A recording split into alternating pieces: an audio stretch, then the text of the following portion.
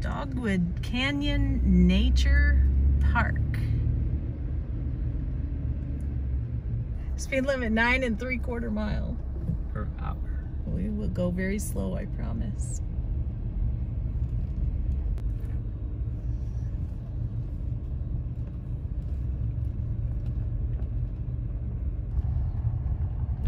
Dogwood Canyon. Wow. Wow is also correct. We're going 9 3/4 miles per hour. Go for speed. Beautiful landscaping. Hopefully the weather will hold off. We're getting ready to go across this bridge. That's beautiful. There's lots of beautiful scenes in here. I've seen them on the internet. Everything in the treehouse is Ozark related. Inside, you'll see 11 steps from 11 different tree types from the Ozarks. When I drop y'all off at the Nature Center, if you'd like, walk across the suspension bridge. To the right, you'll see over 100 bird feeders, very hard to see from any other area. Walk across to the treehouse and check it out. It's not just for little kids, it's for in 1990. They did discover a 35-year-old male wrapped in a burial bundle and radiocarbon dated to 960 AD. Hello, Miss Diane. Well, in 1994, they explored it again. Found 3 additional sets, ages 2 to 8 years of age, and radiocarbon dated to 130 AD to 900 AD.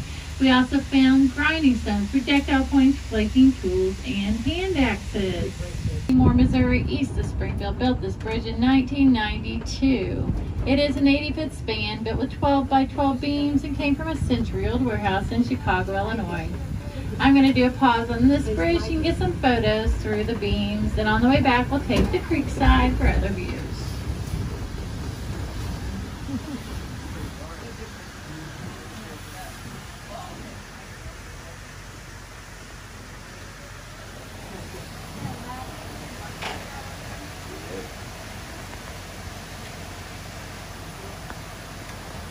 See that pulley system to the left? Well, they used the horse and pulley system. They built. We can actually prop that open.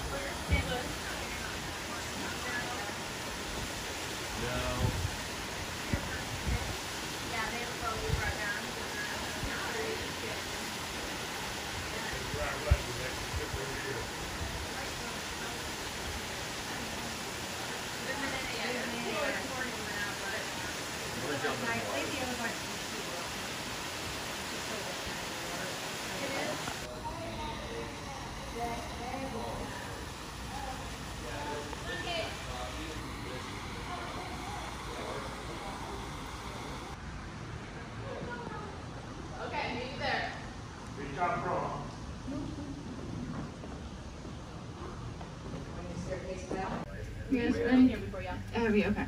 Yeah, it's so pretty in there. They just had a wedding a couple days ago. We had a lot of fun. Here at this footbridge is where our self-guided fishing ends. The guided fishing only begins past this point. Guided fishing is a great deal. It's for 2 people, half day or 4 hours for $250. Generally, they do it in the morning. It's catch and release only. We provide all the equipment, but you can also bring your own if you want. They get some really nice fish back in here too. They bounce around with those 4 hours. The guides know where they happen to be biting, and if they aren't, they'll move to another spot. To see them though, unless they're down low because of all the leaves on the trees. We also have there he goes. He's so cute.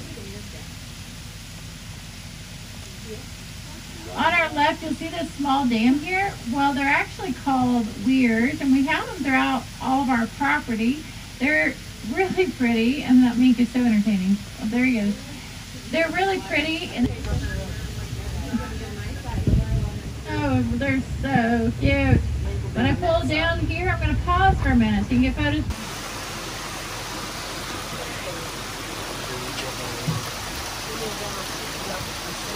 Yeah, I can just oh, there's a mink. Forever. They're so fun.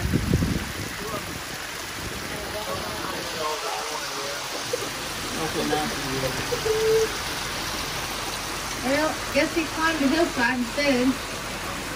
Well, we might see some more. At one means we saw nice fish. It's gonna make you want to go fishing is what's gonna happen. So this is our version of SeaWorld. Like this. And everybody hear the splash zone too. Come on, Justin. They're really far. Good job. How about you, bud? Too fun. Oh, do you hear those crows? They stalk us. We have food. Oh, they are splashing. Yeah, I knew you'd want to go fishing after this.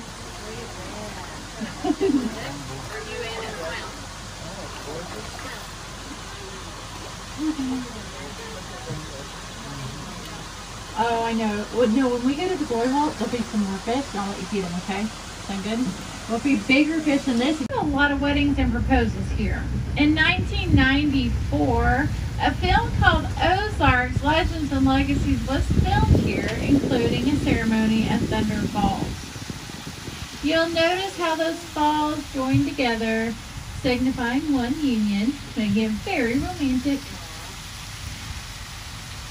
I have come up on a first look here, a proposal, a wedding that was not that long ago here.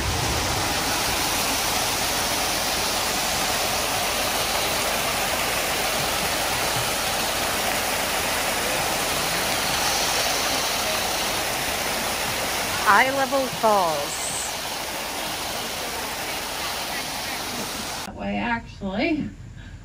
You see the green grass growing around the top of the creek? Well, that's watercress. That's an edible plant. Cousin to the mustard green, signifies good quality spring water.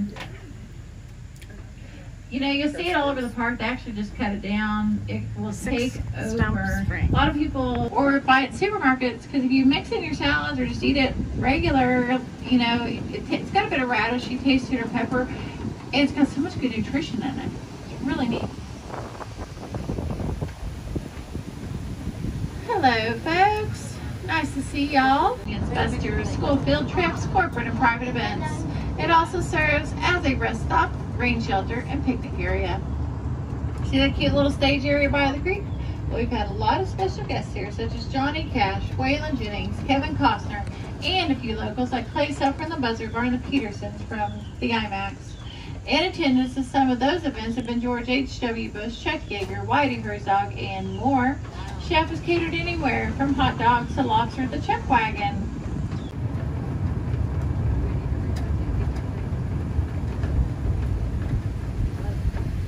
If you were to hike this entire park, a little brown bat and a Mexican free-tail bat, as well as a natural spring. It does flow pretty muddy most of the time, but it's always flowing. All of our caves, just like this one. Well, calcite is a very soft limestone. The water runs through it.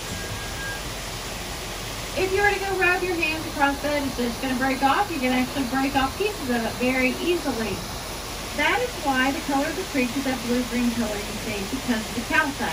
The calcite dissolves into the creeks, and with the refraction of the light, we discovered 3 human burials here.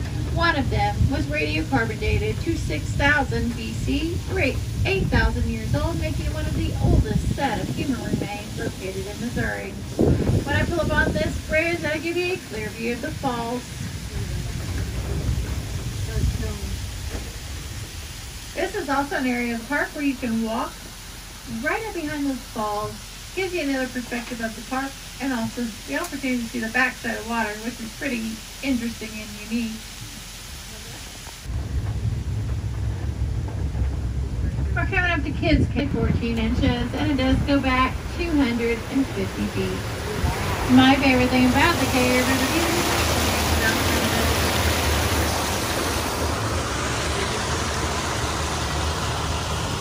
That'd be a tight squeeze, but little kids could fit through there. 1000 BC or 3,000 years old. We're now approaching the glory hole. Let's walk and feed our rainbow trout.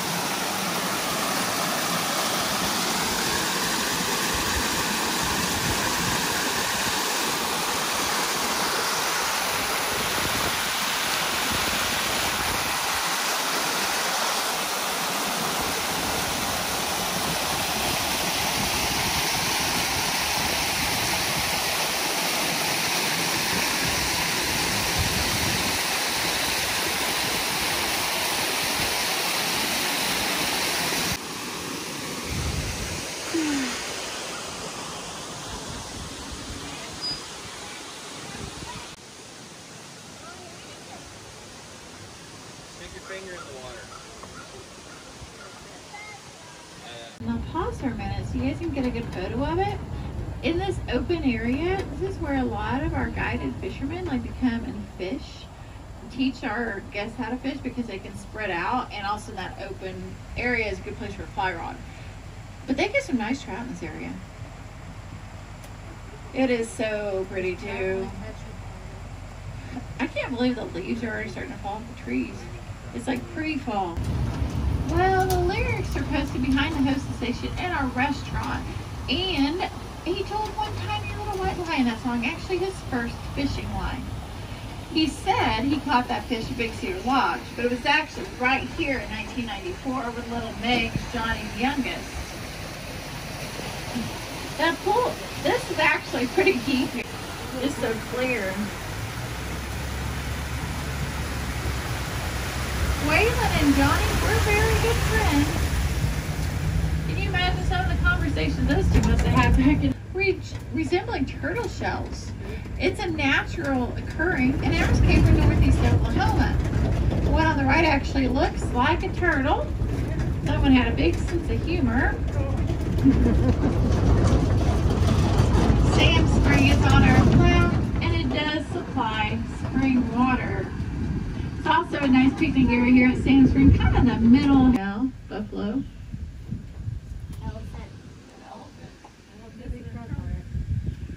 Just getting started. This is where they caught the largest rainbow trout in our park ever at 16 pounds, 57 inches. Big old fish. When I was learning to fly fish, bringing a 2-pound trout in on a fly rod was quite a chore, let alone a 16-pound one. Normally the deepest location of Dogwood Creek at 10 to 12 feet deep. Although we haven't had a lot of rainfall, the pools are much more shallow right at this time.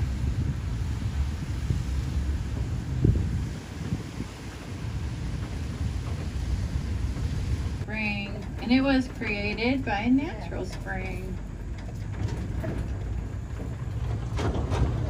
I'm in Arkansas. Y'all are still in Missouri. Look at that. You believe that? Is the weather different back there? No? Is it in their bigger enclosure, which is just ahead, about 35 to 40 acre enclosure. This one was just an additional enclosure, and they just prefer to stay in the other one most often. Occasionally they'll come out here, especially in the morning when it's feeding time. Elk and bison.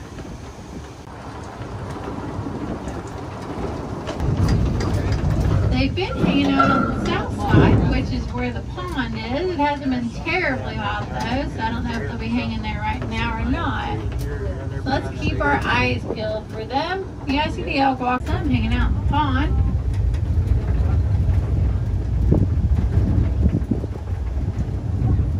So we're getting ready to see Rocky Mountain elk, North American bison. Yeah, it looks like they're gonna hopefully move down down to the creek. There's a couple babies on the hillside. 3 of them, actually. Babies. So sweet.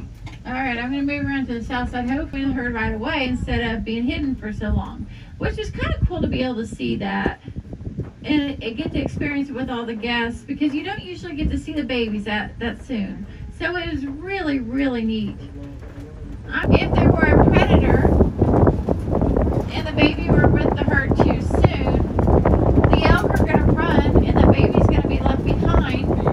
And if it's out in the open, it's going to be in great danger at that point. So that's their reasoning for keeping their babies hidden. It is going to feel like it might rain with the breeze. It feels good though. Okay, see the guy standing up on the right? Hopefully he doesn't lay down on us, but it's possible. That's Dakota. He's our rare white bison. He does look blonde in color, but that's just his genetics. He's actually solid white. He has no albino gene at all. He has natural brown eye coloring just like the others. He's 3 years old this season. He came to our farm. He came from a small farm, Moscow.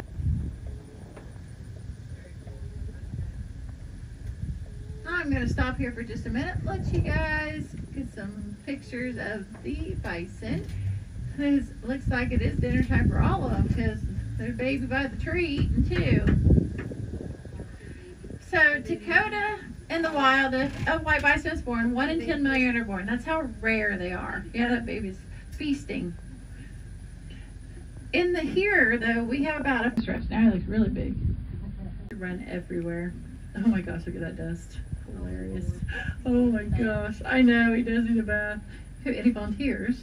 I still want to go scratch his fluffy head. He has such a fluffy head. That's Ninja. Ninja is very soft as far as bison bulls go. He's always been playful. He was born here, so we really kind of know his personality. But here in a few years, it'll be Dakota's turn. Since you can see, these dads have some filling out yet to do. But height-wise, he's getting close.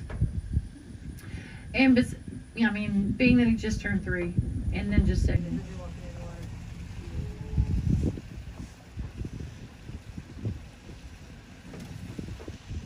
I'm not sure exactly where to sit. I think I'll just sit here for now, because they're all starting to walk to the water.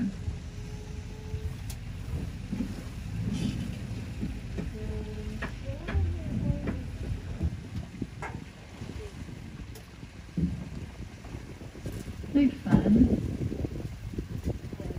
It is very little, yeah. That might be the tiny one.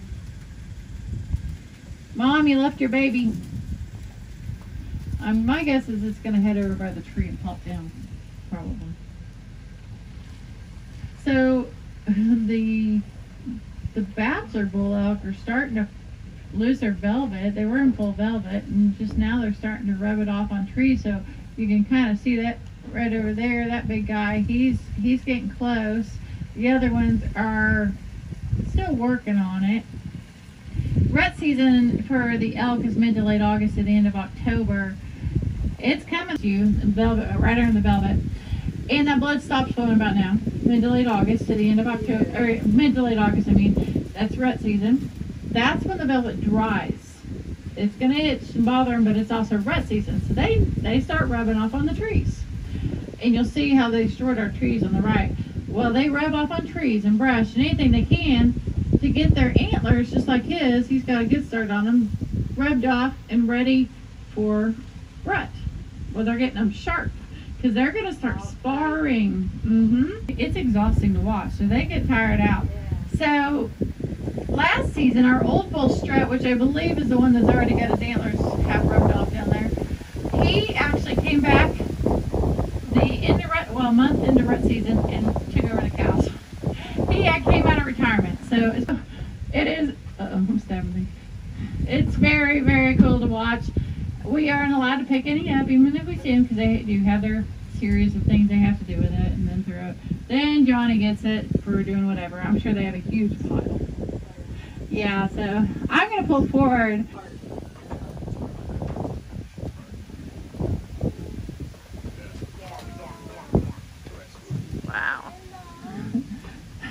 a little one laying out in the middle. That's a tiny one.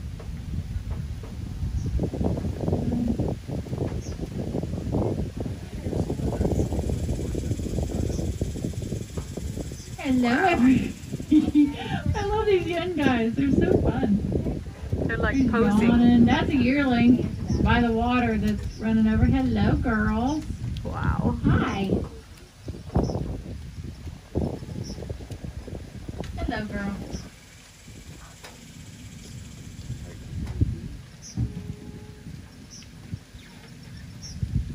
Hi. You gonna pose for everybody? Talk about a cool encounter, right? Hi, pretty girl.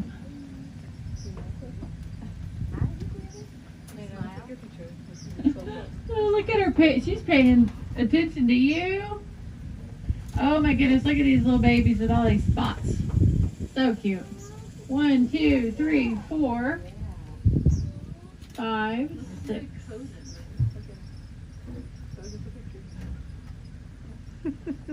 Oh my goodness, they're cute. Oh goodness. Look at the baby. They're so cute. That's an older baby because it's got spots, but it's older. Or late afternoon. Oh yeah, you can see all the velvet on him. Yeah. Oh yeah, look at it.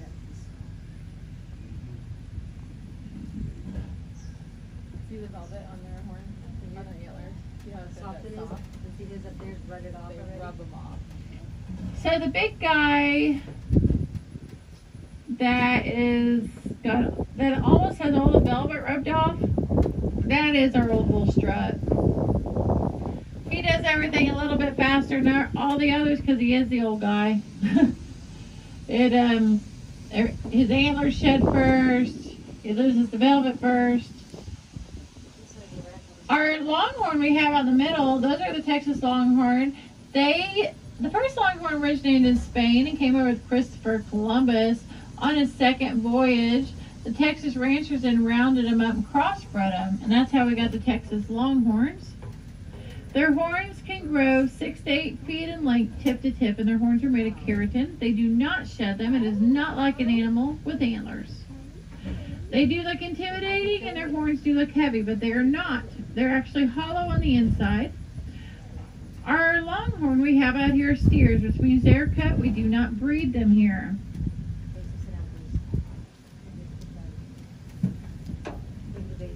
Oh my gosh, that baby. Look at his eyes. And he has such soft eyes. Hi, sweetheart. Hi.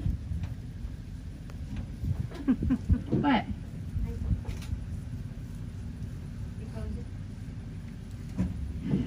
They're so curious. They're not quite sure what to think of us yet, I don't think. Oh my goodness. So the Texas Longhorn are very fun to have out here. Just pretty much just a Oh my be sit goodness. out, be pretty. A lot of people train them to ride and drive because they're so docile as far as cattle go. The Longhorn on the right with the darker brown spots is Waylon. The one in the middle is Willie, and the backside with mostly white is George.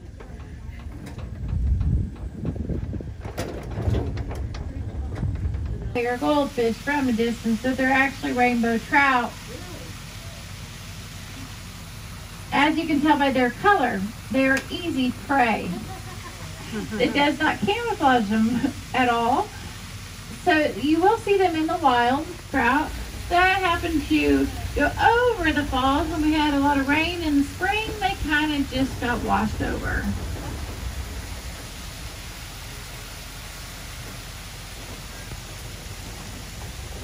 The doors actually came from that cabin.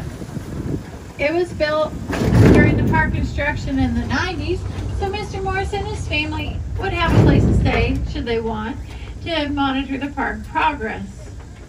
It's not currently in use, and there are no current overnight accommodations.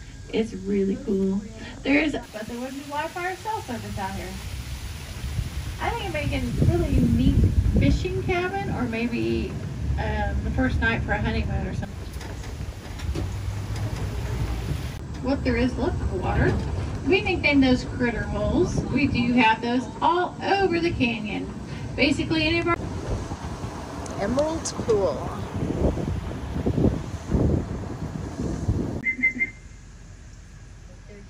Oh, that's cute. Groundhog. He's like, huh? You calling me?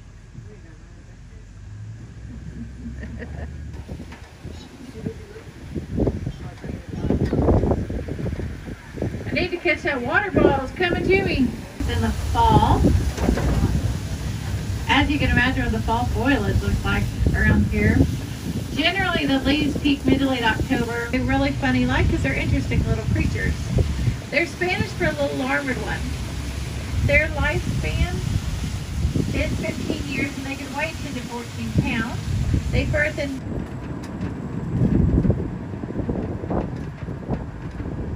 went along with the bridge. Yes.